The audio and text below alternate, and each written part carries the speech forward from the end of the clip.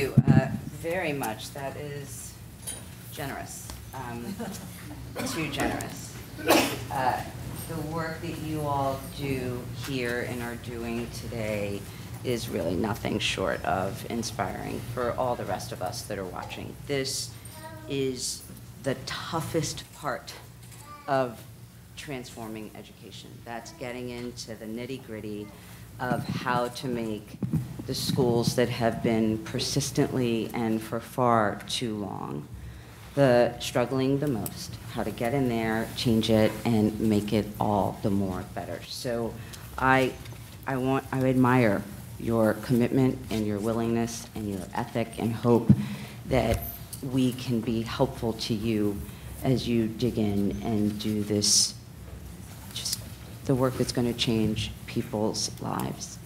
Because what we've seen around the country is that we are stuck in education reform, right? The debate seems more pilloried than ever before.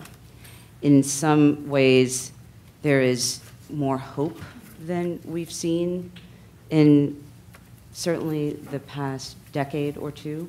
You may have seen the data that came out very recently, just a couple days ago, that said we're on track as a country to reach our high school graduation rate goals, up to 90% by 2020. Over 80% of our students are graduating with the thing that we call a high school degree and a pathway to life. Now, when we unpack those data, I don't have to tell anyone in this room, you'll see still significant achievement gaps. African American students graduating high school not even at 70%, at about 68%. Latino students just a few points ahead in the middle 70s. So as hopeful as we are by that progress, some of the other data points that are most striking is how far we have left to go, and what happens to those students that never leave our high school doors in the first place. So when we look at things like a prison population, or those students that don't graduate from our high schools, about 88% of those students weren't reading on grade level by the third grade. So as we look at the pipeline, ensuring that students not only come to school ready to succeed and ready to learn, but make it all along the way. We know what to do, as Matt said. You all know better than most what to do. It's how we get that civic and political will to get it done. How we ensure that the future that we need for our country, what we need to give students, we actually provide in a systematic and meaningful way. When you imagine what great schools could look like, when you see the results, and you'll hear from those folks on the front lines like Greg here at ACE Charter School that are defying all of society's wildest expectations for what can happen with students furthest behind. We know that it's about supporting the leaders like Greg, supporting the work that Jason and his team are doing in San Jose Unified, fulfilling the legacy started by Linda Murray so long ago when, in the late 90s, she said all students in San Jose really are going to graduate with the then A to F curriculum. I think we're still at A to G. We'll get to A to H, because we'll continue to raise and make it harder, as we should, because our students need to know more and be able to do more than ever before. But what the bastion of innovation here in this community has been able to show, building on Linda's legacy, is that you can do it for all kids. That you can do it by ensuring that we no longer leave to the discretion of individual adults or expectations on what we believe kids can learn.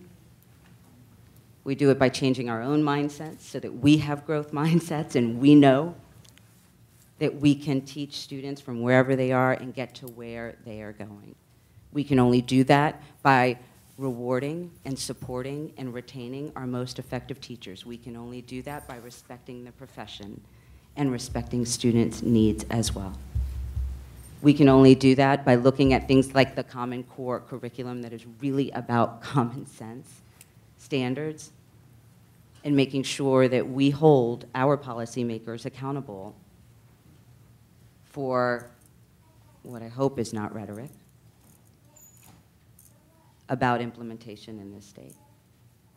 But we also know that on things like Common Core curriculum in California, what we've done is paused accountability. We are going to test all students on the field test for this new amazing assessment that is working on actual skills, and no longer do we have multiple choice, no longer are we in drill and kill. We finally got the standards right, so we are saying across the country, and have been for the last few years, or 40, depending on when you look at the standards movement beginning.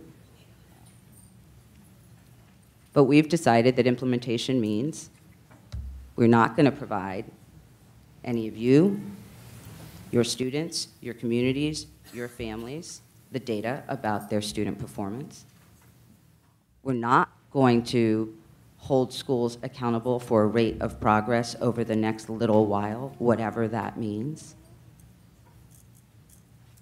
Looked at a different way, it can be seen as protecting a failing system at the expense of a parent's right to know. Or we can hold our policymakers accountable for getting it right this time. The public, the voting public, there's a sense of apathy about education and education reform. It feels complicated, it feels bureaucratic, it feels unmanageable. In fact, as we've been trying to do some recent surveys in science to understand what we are thinking about schools and how to make them better, perhaps some of the most disturbing data is this.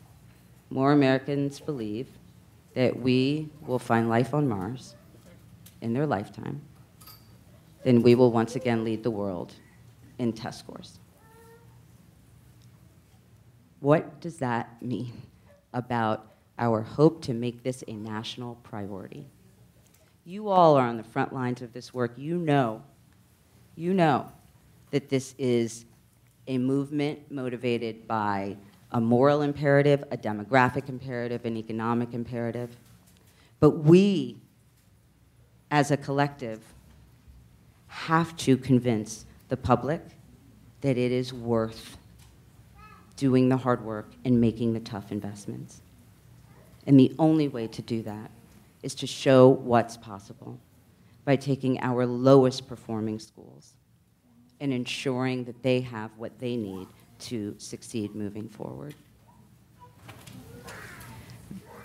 As we look at our changing demographics, as we are confronting a reality that says, starting this September, this school year, the majority of students entering kindergarten are students of color in America for the very first time.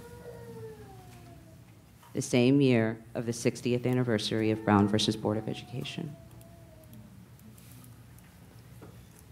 Yet our schools are more segregated today than they were at the time of Martin Luther King's passing, for very, very different reasons. We have to think about what that means for our work and your work today, and what that means for race relations in this country. You may have seen the Atlantic article that came out just this week talking about segregation now. They describe Tuscaloosa schools that were released from a consent decree in 2000.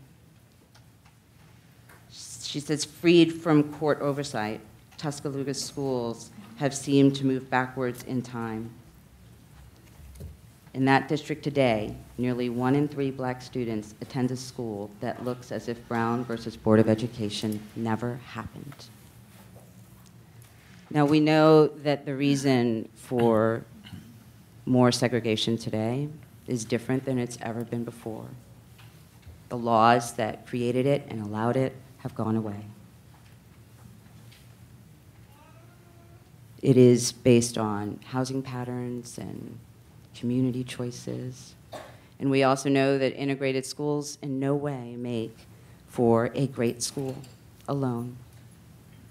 But the concentrations of poverty and the increasing concentrations of racial minorities in California and across the nation is something we have to get on the front end now. Because the laws and mandates protecting that have gone away. So, with this new reality, with the data that we have in hand on what works, with the bastions of innovation and hope that exist right in this community, but with a frustration and lawsuits and court intervention that is happening around things like collective bargaining and LIFO and dismissal procedures and the education code around tenure. The vitriol will only continue to get spewed if we don't all come together in the way that you all are doing in this community with parents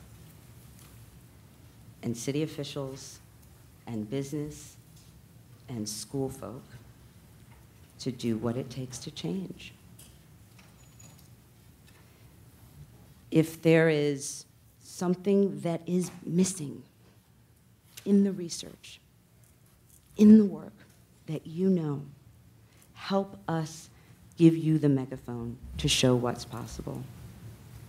For far too long, this movement has seemed unmanageable because it's being handled in bureaucracies in Washington and in Sacramento.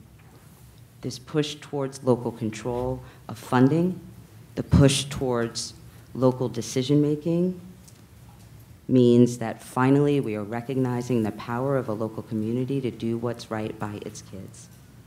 But we have not had progress in this country without equity mandates coming from the federal government and state officials. Those are also going away. So your responsibility now is not only to ensure that we're doing what it takes to transform this pipeline, but that you are doing it with an equity mindset. Because you know that it takes ensuring that our schools work for everyone to make sure that they work for anyone.